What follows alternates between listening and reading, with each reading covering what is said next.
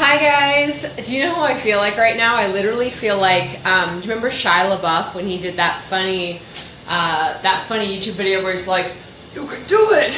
You can do it!"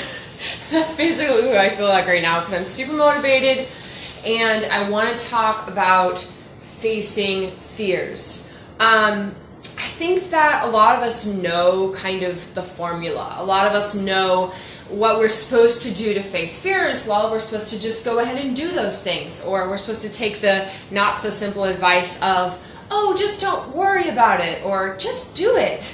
And all of that is so much easier said than done. But this week, I'm basically making a commitment to doing it and to actually taking that action step. And so I just want to share with you guys a little bit of how I'm actually getting to where I'm doing these things. I'm still afraid, but I proved to myself today that I can.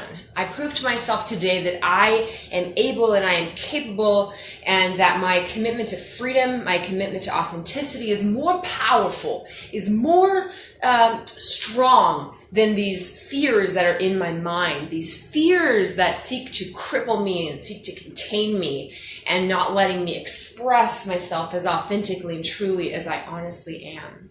So, you know, if you take the fear, which is sort of a right-brained emotional thing, and you transition it into, I forget which side, left side, right side is the one's logical and one's artistic and creative.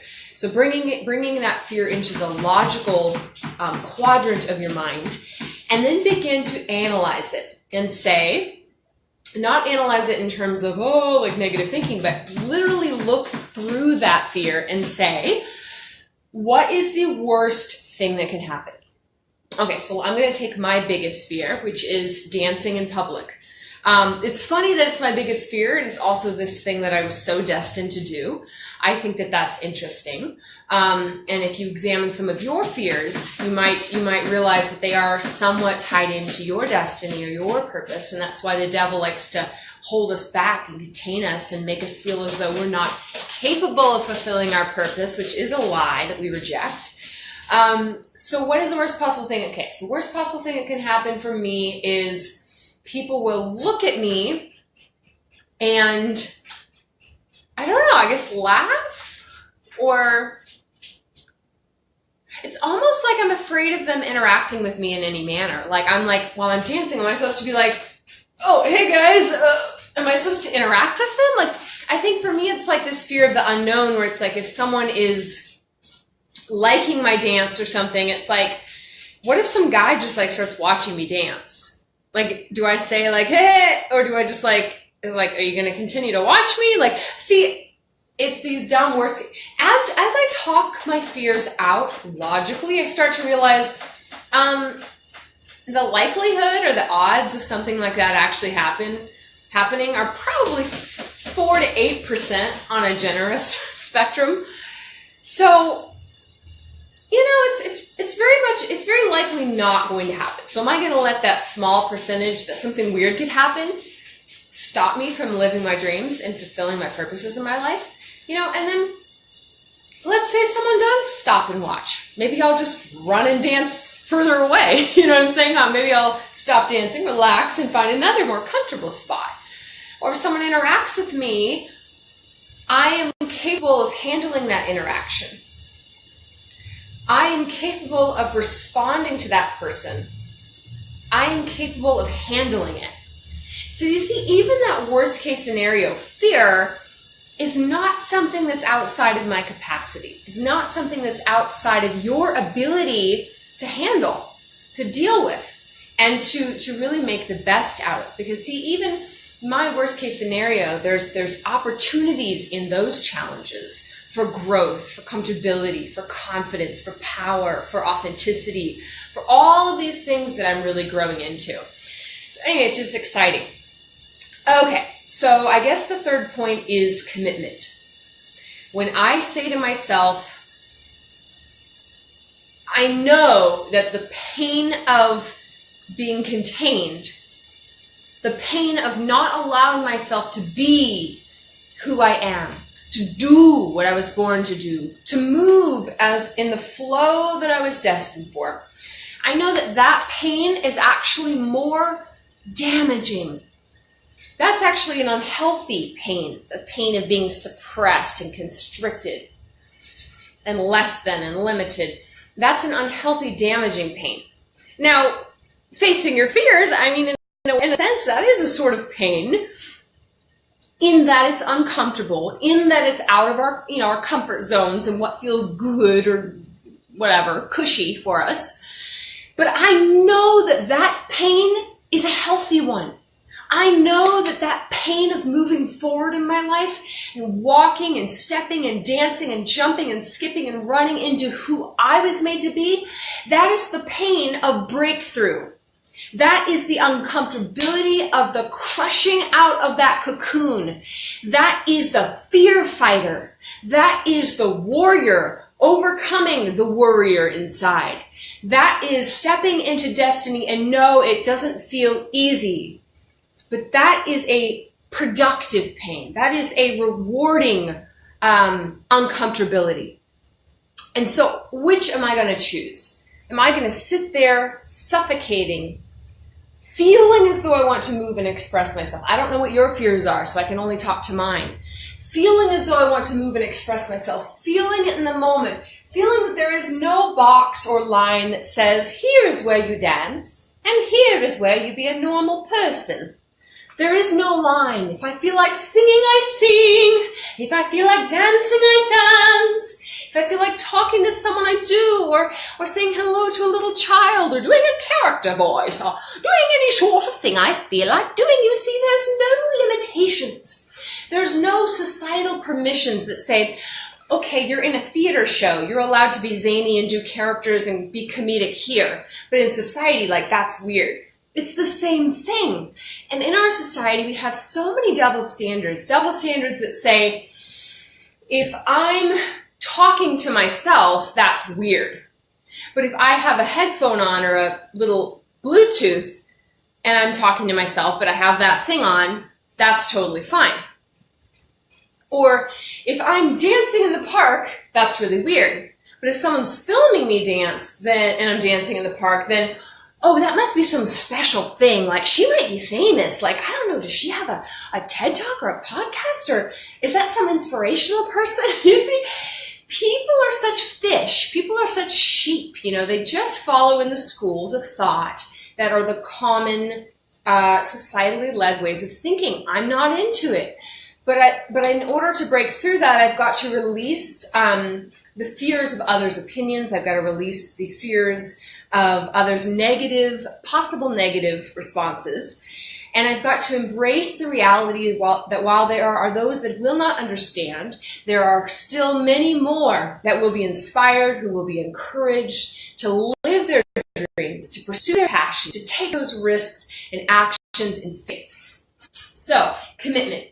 Once we step into commitment, once we say, like I did today, I set a goal for myself, I set a challenge, I'm doing these freedom challenges, and every day, or every certain number of days, I have on my calendar what I'm going to be doing.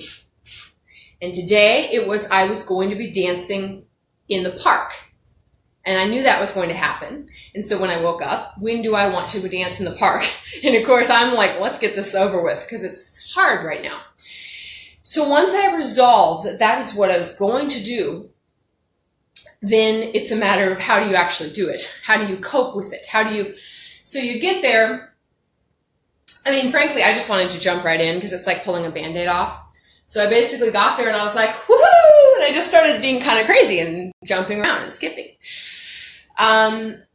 But in a certain moment too, when you're stepping into it, I found that deep breathing, relaxation techniques, because what's happening is your fear is starting to rise up, and it's starting to tell you that you're unsafe. It's starting to tell you that that vulnerability that you're starting to exhibit, that vulnerability that you're starting to show, is going to bring damage to you.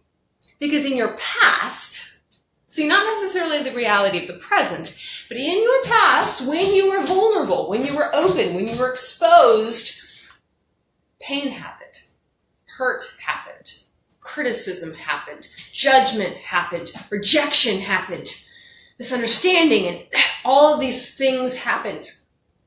And so in order to protect ourselves, we hold back.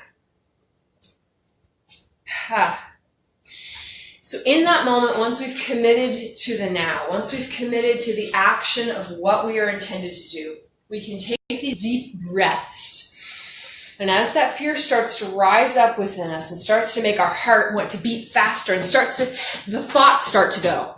The thoughts start to go. What if they do this? What'll they think? Will they? Worst case scenario. Breathe.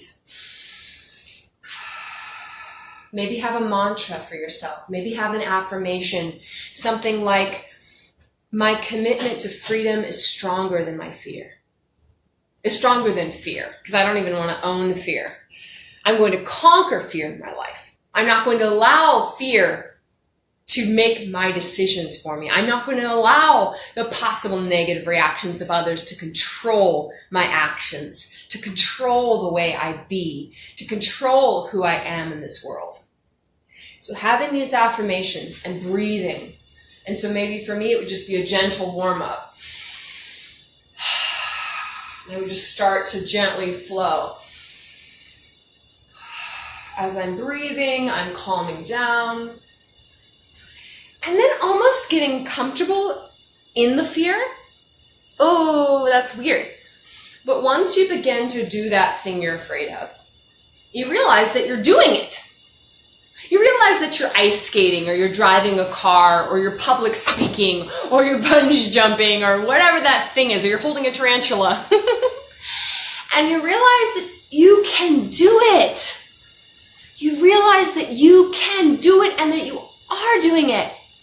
And I realize that I am free. I realize that freedom is who I am, and it's part of my identity.